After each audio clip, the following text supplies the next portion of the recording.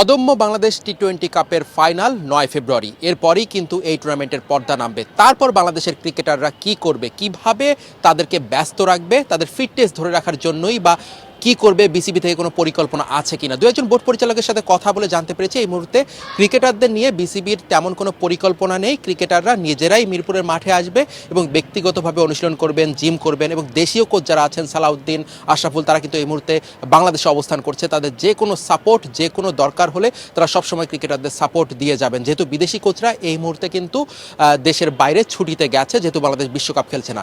আর এই মুহূর্তে কিন্তু টি-20 বিশ্বকাপ শুরু হয়ে গেছে। সেই টি-20 বিশ্বকাপের ফাইনাল ৮ মার্চ ফাইনাল দিয়ে টি-20 বিশ্বকাপের পর্দা নামবে। এরপরই পাকিস্তান দল বাংলাদেশে আসবে। বাংলাদেশে ৩টা ওয়ানডে তারা খেলবে। ১২, ১৪, ১৬ মার্চ তারা ৩টা ওয়ানডে খেলবে বাংলাদেশে। তারপর এপ্রিলে কিন্তু নিউজিল্যান্ড দলও বাংলাদেশে আসছে। নিউজিল্যান্ডও বাংলাদেশের সাথে ওয়ানডে এবং টি-20 খেলবে। স্বাভাবিকভাবে যে কোনো আন্তর্জাতিক সিরিজের আগে বাংলাদেশ দল তাদের ঘরের মাঠে ফিটনেস ক্যাম্প করে, সেই ক্যাম্পের মাধ্যমে নিজেদেরকে প্রস্তুত করে। তো সেই ক্যাম্পটা মার্চ মাস নাগাদ, মার্চ মাসের প্রথম সপ্তাহ নাগাদ শুরু হয়ে যেতে পারে এবং মার্চ মাসেই ক্রিকেটাররা পাকিস্তান সিরিজ এবং নিউজিল্যান্ড সিরিজকে সামনে রেখে তাদের অনুশীলন, ফিটনেস ক্যাম্প সেটা করবে।